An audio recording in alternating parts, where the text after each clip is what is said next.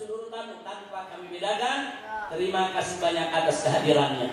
Nah baiklah, selanjutnya kita akan buka daripada acara seminar ini. Di samping kanan saya sudah ada Dr. Refli Harun. Beliau seorang ahli tata negara dan sangat paham tentang Pancasila apa dan bagaimana. Kemudian di sebelah kiri saya ini ada Dr. Ahmad Yani, SH, MH.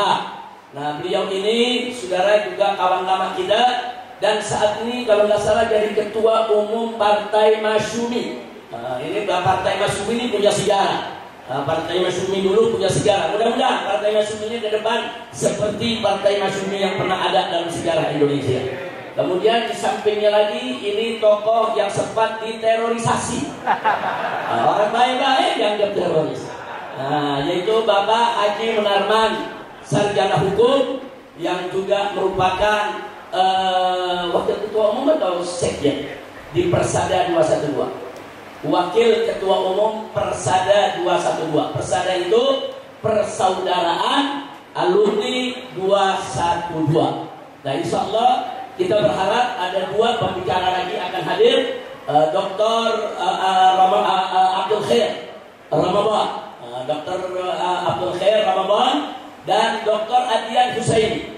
Nah kita harapkan insya Allah keduanya bisa hadir dan ikut mengisi daripada seminar ini. Baiklah, mari kita buka acara seminar kita ini dengan suratul Fatihah agar acara ini diberkati oleh Allah Subhanahu wa taala dan bisa membuka wawasan kita semua, sekaligus juga bisa menumbuhkan rasa cinta kita kepada bangsa dan negara Indonesia ini. Ala hadhihi niyya wa likulli niyatin shalihah wa ila hadratin nabiyil mustafa sallallahu alaihi wa alihi wa sahbihi wa sallam bi sirril Fatihah. Alhamdulillahirabbil alamin.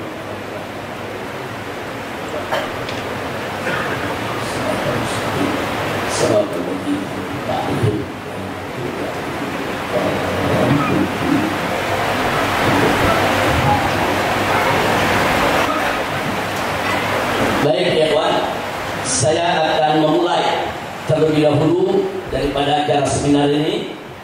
Kita minta kepada tim media untuk ditampilkan di seluruh layar televisi. Ditampilkan.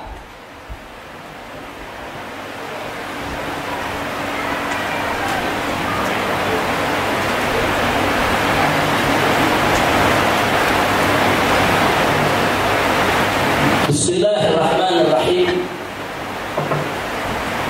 Alhamdulillahirabbil alamin wassalatu wassalamu ala sayyidil mursalin wa ala alihi wa sahbihi ajma'in. Pada kesempatan ini saya akan memulai sedikit sebelum kita berbincang tentang hari kelahiran Pancasila. Maka ada yang ingin saya ingatkan secara singkat, yaitu tentang kelahiran Pancasila, yaitu berawal dari sidang Badan Penyelidik Usaha Persiapan Kemerdekaan Indonesia yang disingkat BPUPKI yang berlangsung dari tanggal 29 Mei sampai dengan 1 Juni 1945, di mana tercatat di dalam notulen sidang-sidang BPUPKI bahwa Mr. Muhammad Yamin pada tanggal 29 Mei 1945 menyampaikan usul 5 dasar negara. Yang pertama peri kebangsaan, kedua peri kemanusiaan, 3 peri ketuhanan, 4 peri kerakyatan, yang kelima kesejahteraan rakyat. Nah, ketika itu Pak Yamin mengistilahkannya 5 dasar negara. Nah, kemudian selanjutnya ini disebut, dikenal kalau kita membaca buku-buku sejarah dengan nama Pancasila Yamin. Kemudian pada tanggal 31 Mei 1945, Mr. Supomo, salah satu daripada anggota BPUPKI, juga menyampaikan pidatonya dan mengusulkan agar dasar negara Indonesia yaitu Pancadharma. Nah, beliau nggak menggunakan istilah Pancasila, tapi menggunakan istilah Pancadharma. 5 dasar negara. yaitu persatuan, kekeluargaan, keimbangan lahir dan batin, kemudian musyawarah, dan terakhir keadilan rakyat. Ini yang disebut Pancasila Supomo. Kemudian yang berikutnya, Mr. Soekarno menyampaikan pidatonya pada tanggal 1 Juni 1945. Nah, beliau pada saat itu mengusulkan 5 dasar negara dan memberikan istilah Pancasila yang susunannya sebagai berikut. Sila pertama, kebangsaan Indonesia. Yang kedua, internasionalisme atau perikemanusiaan. Yang ketiga, mufakat atau demokrasi. Yang keempat, kesejahteraan sosial. Yang kelima, ketuhanan. Inilah yang disebut Pancasila Soekarno. Nah, jadi di sini perlu kita berikan catatan bahwa ketiga rumusan Pancasila tersebut yang barusan sudah kita sebutkan merupakan wacana, merupakan usulan dari peserta sidang BPUPKI dan belum menjadi putusan resmi BPUPKI. Nah, ini sebagai catatan.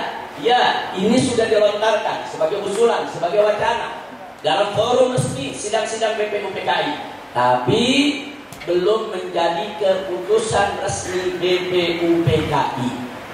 Baik, sebagai info, semua pidato para peserta sidang BPUPKI lengkap dengan durasinya, berapa menit mereka itu bicara, tersimpan rapi dalam satu dokumen yang disebut Pringodikdo Arsip, yaitu sebuah dokumen notulen sidang BPUPKI yang semula ada di Belanda, lalu dipindah dan disimpan di Puro Mangkunegara, Surakarta, dan kini ada di Gedung Arsip Nasional. Nah, jadi seharusnya di Pringodikdo Arsip ini seluruh pidato dari kelompok manapun, dari pihak manapun seharusnya tercatat, tersimpan, karena ini merupakan catatan notulen sidang.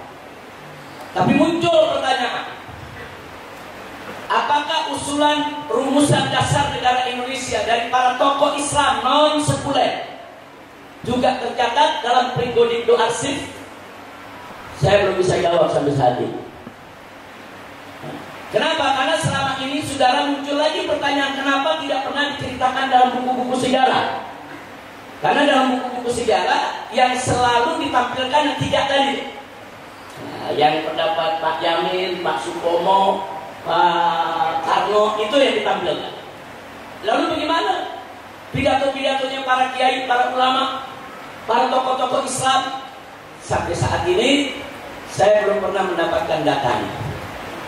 Infonya ada di Pringodikdo Arsip, ada di gedung Saudara Arsip Nasional. Saya pikir ini tantangan buat anak-anak muda kita, untuk mahasiswa kita ke depan, kalau ada yang ingin membuat apakah itu skripsi, apakah itu tesis, apakah itu disertasi, untuk terus menelusuri di mana notulen catatan-catatan yang ulama-ulama kita bicara di BPUPKI. Ini satu masukan, silakan untuk diselidiki, dan ini akan menjadi satu penemuan besar.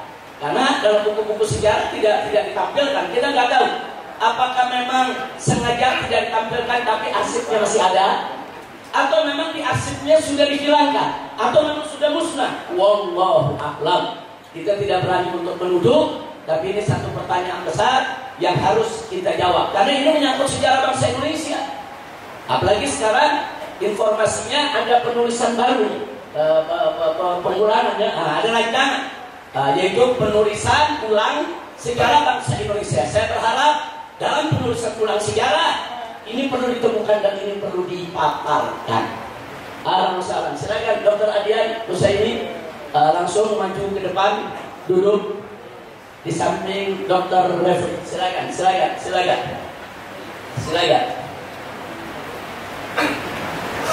Dr. Adian. Ahlan wa sahlan, ya marhaba. Di sini ada Kiai Haji Maulana Kamal Yusuf. Ya ahlan wa sahlan Kiai. Saya nggak lihat beliau datang, tahu dari belakang. Terima kasih banyak Kiai Maulana Kamal Yusuf. Hafizahullah taala wa ra'ah. Wa madarallahu bi tuli hayati wa nafa'ana bi ulumi fid din wa dunya wal akhirah. Nah baik, selanjutnya saudara, kenapa saya meyakini bahwa di sana ada catatan-catatan pidato-pidato tokoh-tokoh Islam non sekuler? Kenapa saya yakini itu? Karena di dalam arsip tersebut tercatat dalam pidato Mr. Supomo.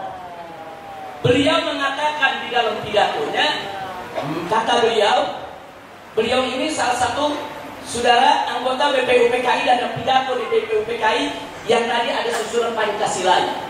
Apa beliau bilang? Memang di sini terlihat ada dua paham. Ialah paham dari anggota-anggota ahli agama yang menganjurkan supaya Indonesia didirikan sebagai negara Islam. Dan anjuran lain sebagai telah dianjurkan oleh Tuan Muhammad Hatta, ialah negara persatuan nasional yang memisahkan urusan negara dan urusan Islam. Dengan lain perkataan, bukan negara Islam. Pidato ini ada dalam arsip di Gedung Arsip Nasional. Sudah. Nah, artinya dari pidato ini kita dapatkan kesaksian dari Mr. Supomo. Memang di sana di BPUPKI itu ada dua paham. Ada menginginkan Indonesia jadi negara Islam, ada menginginkan Indonesia jadi negara sekuler. Saudara. Nah, kemudian yang menginginkan negara Islam di sini disebut ahli agama. Siapa itu ahli agama? Ulama, kiai. Nah, memang di BPUPKI itu banyak ulama. Ada Kiai Haji Wahid Hashim dari NU, ada Kiai Haji Abdul Kahar Mudakir dari Muhammadiyah, ada Kiai Haji Agus Salim dari Syarikat Islam, saudara, dan lain-lain. Nah, artinya ada kesaksian dari seorang tokoh yang masuk dalam kelompok sekuler nasionalis bahwa di sana ada pendapat, ada usulan dari tokoh ahli agama. Nah, sekarang kita bertanya, di mana pidato mereka? Di mana catatannya pidato mereka? Di mana usulan-usulan mereka? Semoga pidato itu masih ada, masih tersimpan, hanya belum dipublikasikan. Jangan sampai pidato itu sengaja disembunyikan, apalagi sengaja dihilangkan.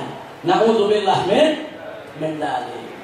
Nah, singkat cerita, dengan kesaksian Mr. Supomo ini kita bisa lihat faktanya di sidang BPUPKI yang pertama tanggal 29 Mei sampai dengan 1 Juni 1945. Nah, di mana di situ kita bisa lihat letaknya ada kelompok Islam nasionalis, ada kelompok sekuler nasionalis. Kelompok sekuler nasionalis kalau bicara agama, mayoritas mereka beragama Islam. Saudara, kelompok sekuler nasionalis kalau bicara agama, mereka agama Islam. Tapi yang saya masukkan di sini adalah ideologi politiknya.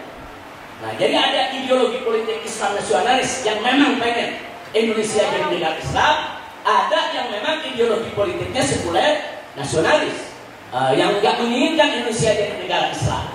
Nah, di sini kenapa kita tekankan nasionalis? Jangan sampai ada tuduhan kalau kelompok Islam itu nggak nasionalis. Gitu. Nah, jadi baik kelompok sekuler maupun kelompok Islamnya, dua-duanya sama-sama mengusung rasa kebangsaan. Nah, baik.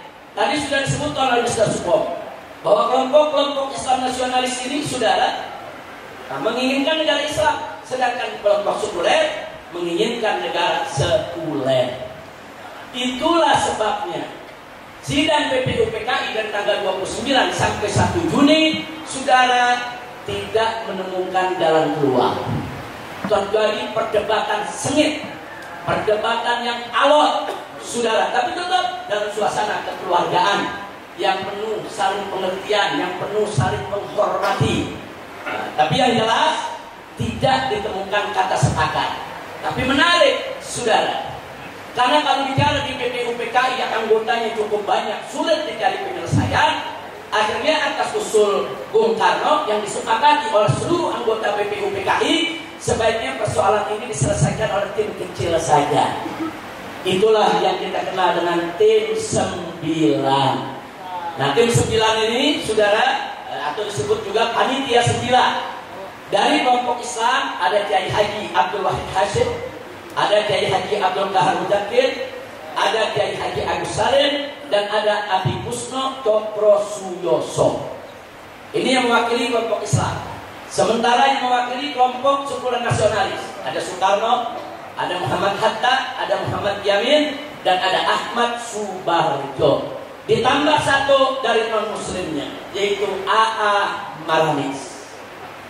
Singkat cerita, kelompok kecil ini akhirnya mereka berdebat, ada argumentasi, berdiskusi.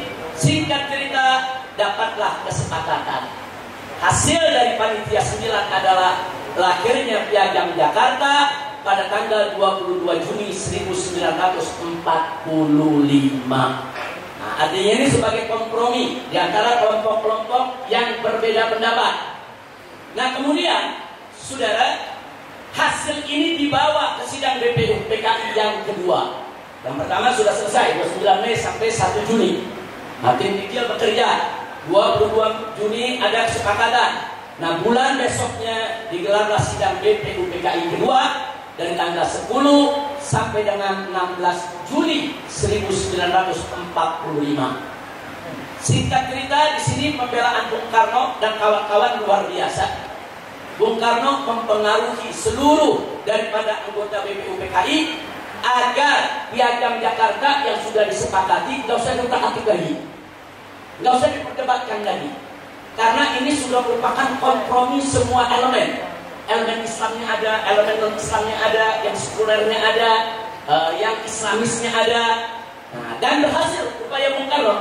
Akhirnya seluruh anggota BPU PKI sepakat, saudara, bahwa Piagam Jakarta 22 Juli 1945 menjadi dasar negara Indonesia manakala Indonesia ke depan merdeka. Karena BPU PKI ini memang satu badan yang dibuat untuk persiapan kemerdekaan.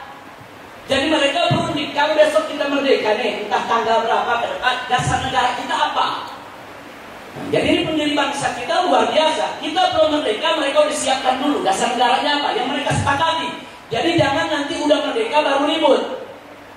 Nah, ini kita hargai para founding father kita, baik dari kelompok Islamnya, kelompok sekulernya, semua menghasilkan satu konsensus yang luar biasa, yaitu Pancasila Piagam Jakarta, yang di dalam isinya ada urutan Pancasila sebagai berikut. 1. Ketuhanan dengan kewajiban menjalankan syariat Islam bagi pemeluk-pemeluknya.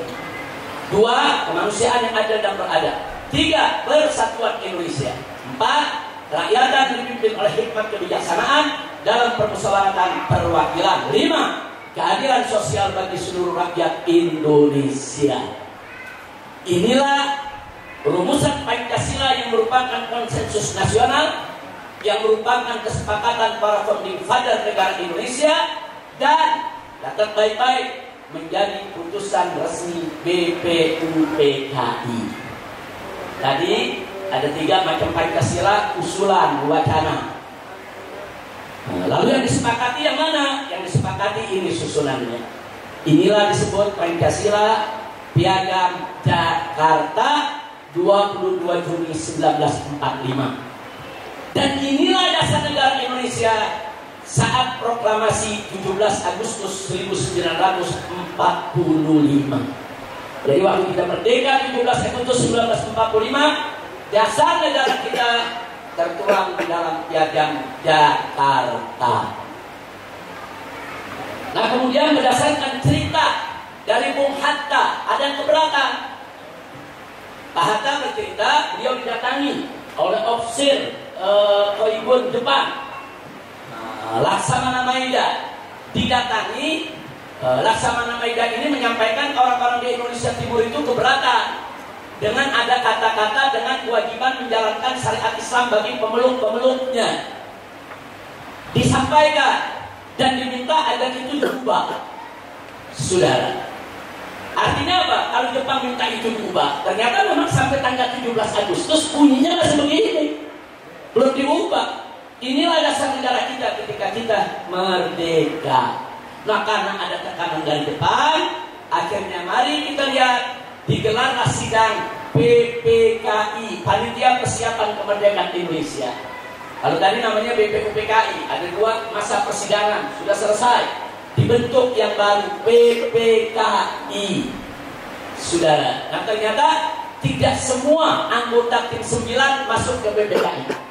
tidak semua anggota tim 9, panitia 9 yang menghasilkan Piagam Jakarta masuk menjadi anggota PPKI. Nah, kemudian apa yang terjadi, saudara?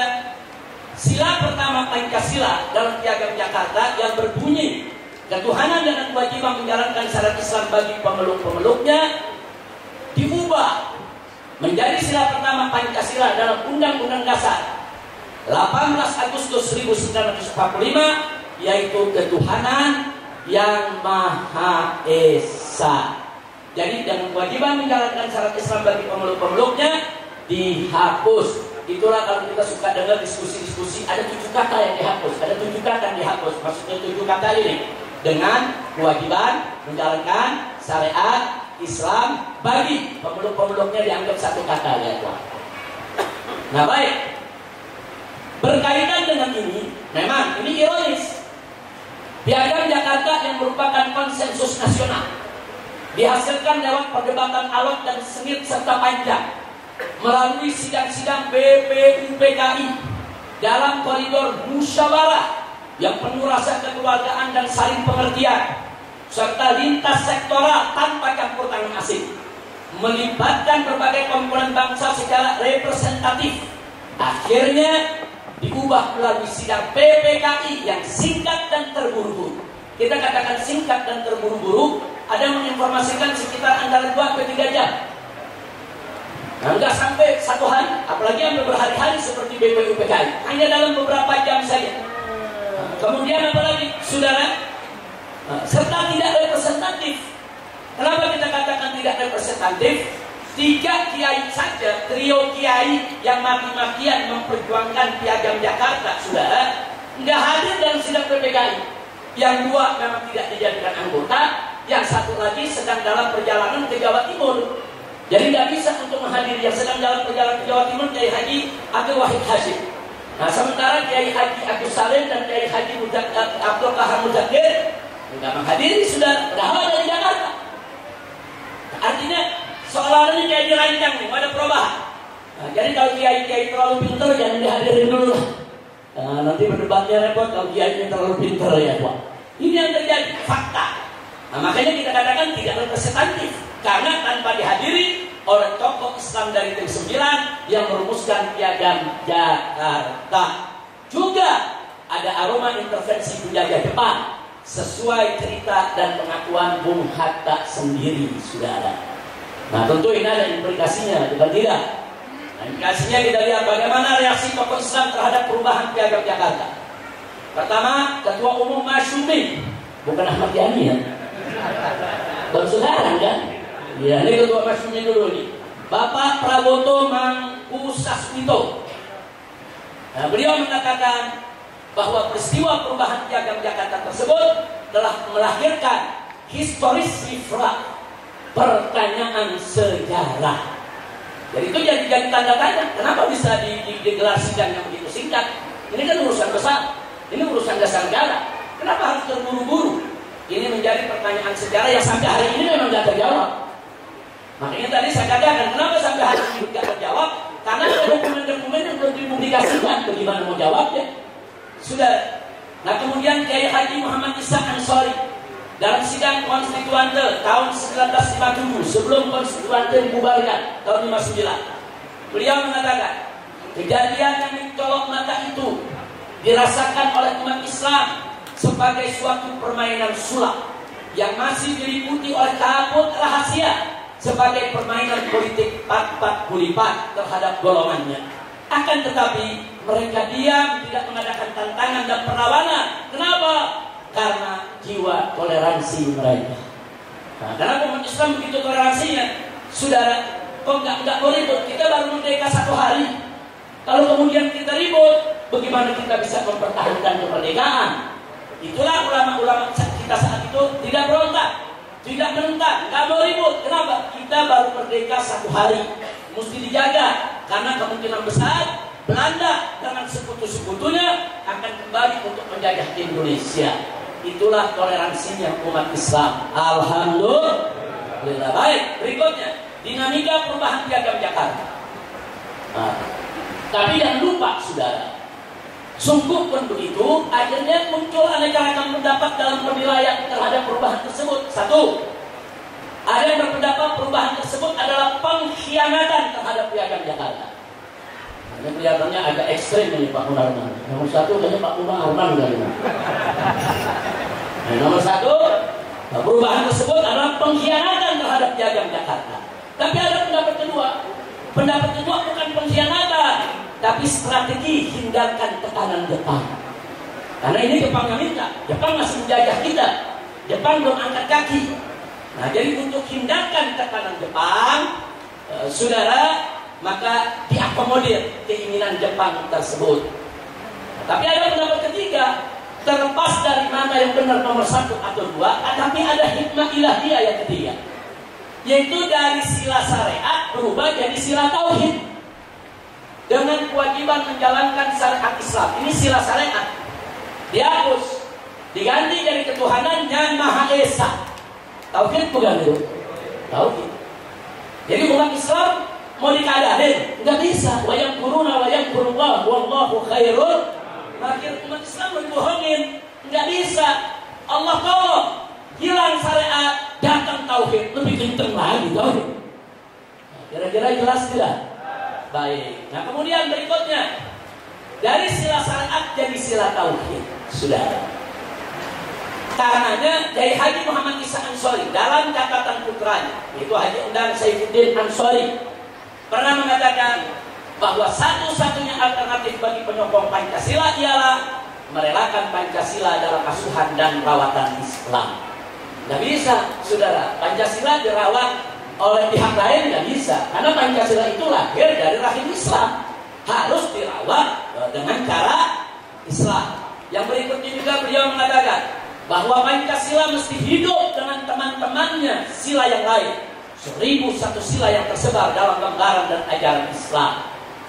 Nah, jadi ini kita bicara Pancasila dalam Islam, bukan Pancasila lagi. Ada 1001 sila. Saudara, ada 5 sila dari ajaran Islam diambil sebagai dasar negara. Alhamdulillah, kita bersyukur. Walaupun kalau kita bicara jujur, di dalam Islam ada 1001 sila, ya kawan. Alhamdulillah. Kemudian yang berikutnya beliau mengatakan, bila Pancasila tidak dijaga dengan cara seperti ini, maka akan ditelan oleh imperialisme dan komunisme. Dan ini terbukti. Begitu Pancasila dirawat oleh seorang Bung Karno yang mengagumi Marxisme, saudara, akhirnya Partai Komunis Indonesia diizinkan hidup di bawah payung Pancasila. Nah, kalau kita biar cara Pancasila, nggak boleh PKI ada di bawahnya, saudara.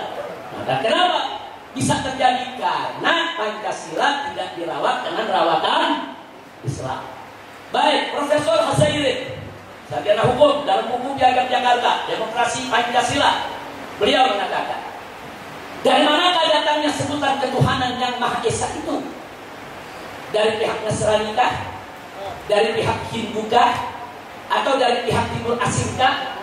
Yang ikut bermusyawarah dalam panitia yang bertugas menyusun Undang-Undang Dasar 45 itu, tidak mungkin, kata beliau, istilah ketuhanan yang Maha Esa itu hanya sanggup diciptakan oleh otak, kebijaksanaan, dan iman orang Indonesia Islam. Alhamdulillah. Nah, baiklah, saudara, setelah panjang lebar kita sampaikan tadi, yang menjadi catatan kita bahwa dasar negara Republik Indonesia yang tertera dalam Undang-Undang Dasar 1945, baik dalam pembukaan alinea keempat maupun pasal 29 ayat 1, bahwa negara berdasar atas ketuhanan yang Maha Esa. Ini dasar negara kita. Ini dasar negara kita. Kemudian yang dimaksud dengan ketuhanan yang Maha Esa adalah Allah Subhanahu wa Ta'ala. Dari mana kita bisa mengklaim yang dimaksud adalah Allah Subhanahu wa Ta'ala? Karena dalam pembukaan Undang-Undang Dasar alinea ketiga berbunyi, atas berkat rahmat Allah yang Maha Kuasa. Rahmat Allah yang Maha Kuasa. Itu siapa itu? Allah. Siapa itu? Siapa itu? Allah Subhanahu wa Ta'ala disebut dalam pembukaan tersebut alinea 3. Begitu masuk alinea 4 bicara dasar negara ketuhanan yang Maha Esa, maka yang dimaksud ketuhanan yang Maha Esa tidak lain dan tidak bukan adalah Allah yang Maha Kuasa. Alhamdulillahirabbil alamin. Nah, akhirnya kita simpulkan dari apa yang barusan kita sampaikan. Kita belum masuk ke soal hari kelahiran Pancasilanya, sudah. Saya hanya ingin menyinggung soal dasar negara. Kalau kita ibaratkan Indonesia ini suatu bangunan, dikatakan oleh MPR Indonesia punya 4 pilar, yaitu 1 Pancasila, 2 adalah UUD 1945, 3 Bhinneka Tunggal Ika, kemudian yang keempat adalah NKRI. Ingat, ini bangunan, ada atapnya, saudara. Ini bangunan namanya Indonesia, ada tiang. Kalau nggak ada tiang nggak berdiri. Tapi jangan lupa, tiang ini juga akan rubuh kalau nggak ada fondasi. Nah, sekarang fondasinya apa? Itu tadi, fondasinya adalah ketuhanan yang Maha Esa. Maka itu dari dulu saya selalu berteriak, Indonesia adalah negara tauhid. Jadi Indonesia adalah negara tauhid berdasarkan konstitusi, saudara. Nah, ini yang kita ingin sampaikan soal dasar negara. Nah, tapi sekarang kita mau bicara, lalu kapan sih Pancasila itu lahir? Nanti akan dibahas oleh para narasumber kita, ya Pak. Yang jelas di sini saya ingatkan semua, Pancasila dalam sejarahnya telah mengalami gonta-ganti, perubahan demi perubahan. Yang pertama kita lihat Pancasila Piagam Jakarta yang kita sebut sebagai konsensus nasional, kesepakatan pendiri bangsa. Setelah itu ternyata muncul lahir Pancasila UUD 18 Agustus 1945. Yang mana sila pertama dirubah dari sila syariat menjadi sila tauhid. Nah, inilah sila Pancasila yang kita kenal saat ini, ya Pak. 1 ketuhanan yang Maha Esa, 2 kemanusiaan adil dan beradab, 3 persatuan Indonesia, 4 kerakyatan yang dipimpin oleh hikmat kebijaksanaan dalam permusyawaratan dan perwakilan, 5 keadilan sosial bagi seluruh rakyat Indonesia. Ini adalah putusan sidang PPKI sebagai dasar negara Indonesia. Nah, tapi ternyata ini hanya berlaku dari tanggal 18 Agustus sampai 29 Oktober 49. Loh, kenapa? Sebab saudara, lahir muncul Pancasila Undang-Undang Dasar RIS tanggal 29 Oktober 1949. Artinya apa? Di sini dirubah lagi Pancasilanya. Mari kita lihat. Dirubahnya sampai Mr. Muhammad Rom mengatakan ini Pancasila penyelewengan. Yang bunyinya kita lihat, 1 ketuhanan yang Maha Esa, 2 kemanusiaan, 3 kebangsaan, 4 kerakyatan, 5 keadilan sosial. Jadi Pancasila berubah.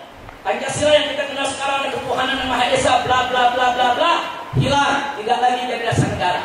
Begitu kita jadi Republik Indonesia Serikat, ini Pancasila kita. Kemudian berganti lagi Pancasila Undang-Undang Dasar sementara 20 Juli 1950. Sudah isinya sama dengan Pancasila RIS yang tahun 49, sudah. Nah, di sini Profesor Hazair SH mengatakan ini Pancasila palsu. Kira-kira jelas tidak? Jadi 1 ada Pancasila Piagam Jakarta, 2 ada Pancasila Undang-Undang Dasar 18 Agustus, 3 dan 4 ini disebut oleh Mr. Muhammad Rum Pancasila penyelewengan, oleh Profesor Hazair yang disebut Pancasila palsu. Penuntutnya akhirnya yang kelima, saudara, muncullah Pancasila dalam dekret Presiden 5 Juli tahun 1959 yang intinya memperlakukan kembali Pancasila Undang-Undang Dasar 18 Agustus 1945, tapi dengan catatan dijiwai Piagam Jakarta 22 Juni 1945. Sejak dekret inilah Pancasila yang 18 Agustus berlaku kembali sampai hari ini. Berlaku kembali sampai hari ini. Tapi ingat, ada catatan dari dekret Presiden Soekarno, dijiwai Piagam Jakarta 22 Juni 1945. Nah, sampai di sini yang saya jelaskan, saudara, akhirnya muncullah pertanyaan untuk seminar hari ini. Kapan kelahiran Pancasila? Sebab semuanya namanya Pancasila loh. Ada Pancasila Yamin, Pancasila Soekarno, Pancasila Soekarno, dan lain sebagainya. Lalu kapan tuh kelahiran Pancasila? 1. Apakah Pancasila lahir tak tatkala Mr. Yamin mengatakan 5 dasar pada tanggal 29 Mei tahun 45? Atau yang kedua, apakah hari kelahiran Pancasila, yaitu hari pada saat Mr. Supomo melontarkan Pancadharma tanggal 31 Mei 1945? 3. Apakah Pancasila lahirnya saat Mr. Soekarno memperkenalkan istilah Pancasila pada tanggal 1 Juni 1945? Atau apakah Pancasila itu lahir tatkala lahir Piagam Jakarta, saudara, tanggal 22 Juni 1945? Atau yang terakhir, apakah kelahiran Pancasila, saudara, bersamaan dengan lahirnya Undang-Undang Dasar 18 Agustus 1945? Yang mana yang menjadi hari lahir Pancasila? Yang jelas, di rezim yang lalu pada saat Jokowi berkuasa, partai PDIP sangat dominan. Mereka memutuskan bahwa kelahiran Pancasila adalah 1 Juni 1945 saat disampaikan oleh Bung Karno. Yang mana yang betul? Wallahu a'lam. Ini tugas para narasumber kita untuk membedahnya. Kira-kira jelas tidak? Jangan ada pemungutan suara di sini ya. Nah, ini bukan pemungutan suara. Ini yang hadir sini para ahli semua, para pakar. Selamat datang Dr. Abdul Khair Ramadan. Ini pendiri HRS Center bersama Haji Munarman. Nah, kemudian diakuisisi ya. HRS Centernya pindah ke Petamburan, tapi beliau tetap dengan Pak Munarman sebagai bagian daripada pembina dan penasehatnya. Alhamdulillah ya Rabbil alamin. Itu yang saya mau sampaikan, saudara. Akhirnya kita kembalikan, yaitu ke Habib Ali bin Abu Bakar Atas selaku sekund daripada Front Persaudaraan Islam yang hari ini bertindak sebagai pembawa acara atau pengarah daripada seminar ini. Dari saya sekian, terima kasih. Hadani Allah wa iyyakum ila siratal mustaqim. Wassalamualaikum warahmatullahi wabarakatuh.